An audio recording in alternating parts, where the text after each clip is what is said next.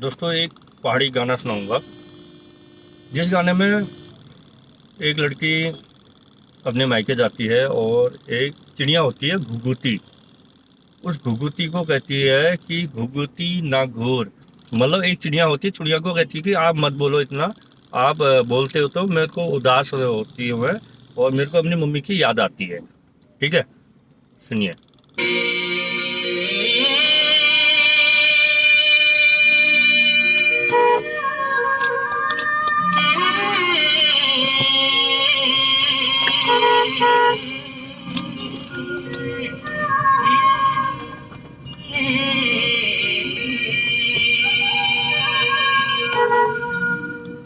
ঘুঘুতি ঘুর নিঘুর নিঘুরে आजे याद आगे बातें की घुघुती घूर निघूर निघूरे आजे याद आगे बातें की